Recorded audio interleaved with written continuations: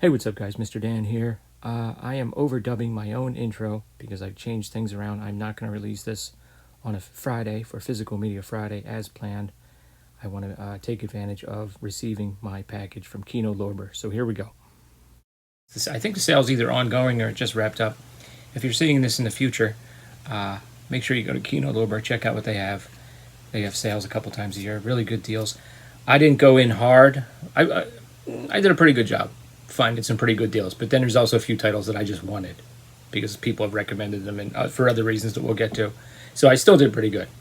But the first one is one that I may not have ever seen uncut. I watched someone's video about this a while back, and they were talking about the R-rated nature of it, and it occurred to me that when I saw this on TV as a kid, it was always cut for television. So I'm eager to check this out. Plus, I haven't revisited this in years. James Caan, Rollerball, the original, starring Moses Gunn, Maud Adams, John Beck.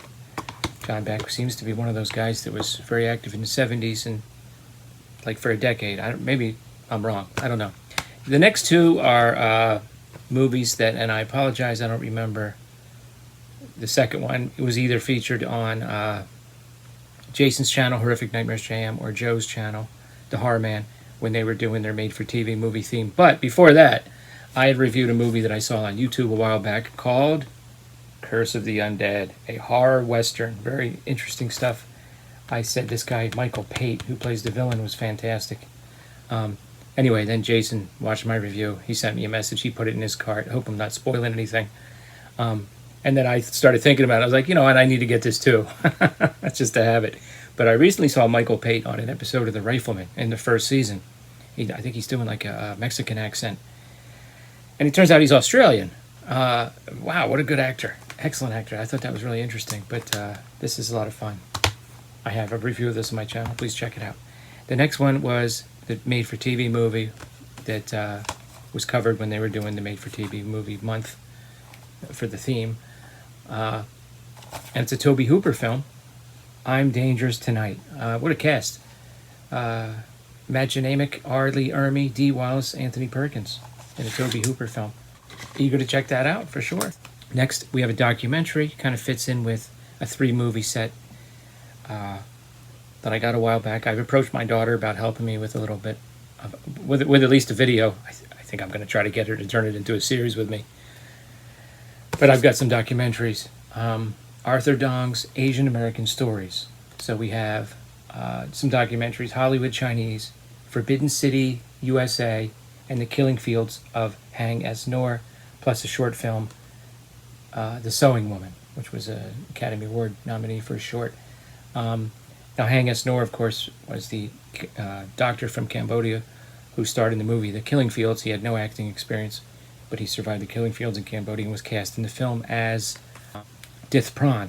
So after I saw that movie, I kind of became very interested in the subject matter. I read many books. I read his autobiography, Hang S. Noor, and I read Dith Pran's autobiography. And he was actually murdered, Hang S. Noor. So hopefully the documentary will shed some light on that. I remember when that happened, I was shocked. Okay, now, let's talk about one of my other favorite channels. The Mad Bloods. They did this a while ago. Brooklyn Joey and Rollo Mad Blood did a deep dive on this. One of the great spaghetti westerns that I don't own or haven't seen. This one's directed by Giulio Petroni, music by Morricone, Lee Van Cleef, John Philip Law, Death Rides a Horse. They did a whole breakdown of this. So by the end of that video, I was like, I have to own it. Incidentally, Lee Van Cleef, John Philip Law, and many other famous tough guys that were in westerns were in a series of commercials for Midas mufflers, like back in the 80s, 90s, I guess. 80s, probably. They're priceless. Next, I got a couple British films, actually 3. I've got the Sweeney double feature. So we got the Sweeney and the Sweeney 2.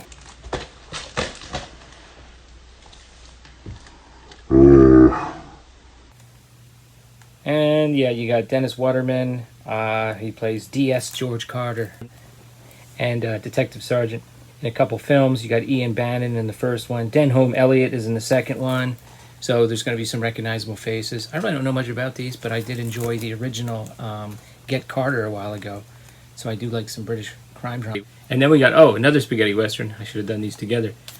This is a Sergio Leone film. Okay, yeah, this is A Fistful of Dynamite, a.k.a. Duck You Sucker, Rod Steiger, and James Coburn. So a different kind of a cast than usual.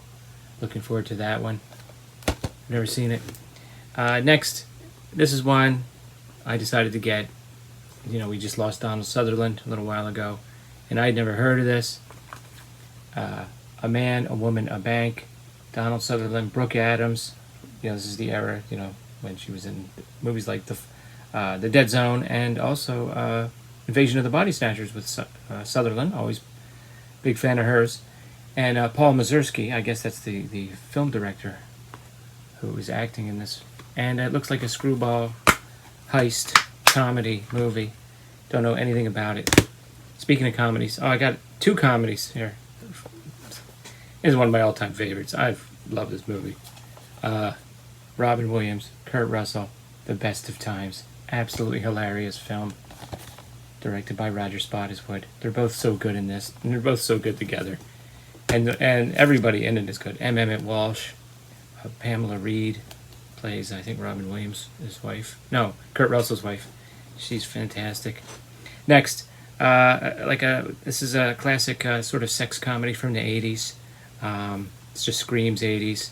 You got C. Thomas Howell, Lori Loughlin, Kelly Preston, and the late great Fred Ward. Secret Admirer. I remember this being one of the best ones. And then lastly, we have The Iron Rose, a Gene Roland film. I don't believe I have any of his films, so this is the first. This is the DVD from the collection. I guess that's Gene Roland collection number 3 there. There's the Kino logo. So yeah, I've heard some pretty good things about this one in particular. We got a partial echo. Well, anything like this is an echo case, but it's weird. Why they have 2 of the little triangle thingies filled in. I don't know. I'd rather not have any filled in. I'd rather have a sturdy case. And it's got a booklet here. The Cinema of Gene Roland. So I'm looking forward to reading that and learning a little more. I'm guessing I can't just flip through this. And looks like my guess would be right. So, but it's pretty substantive. So I'm looking forward to reading that. So, you know what I say, guys. Have you seen any of these? Are you interested in seeing any of these? What are some of your favorites? Let me know. How'd you make out in the Kino sale?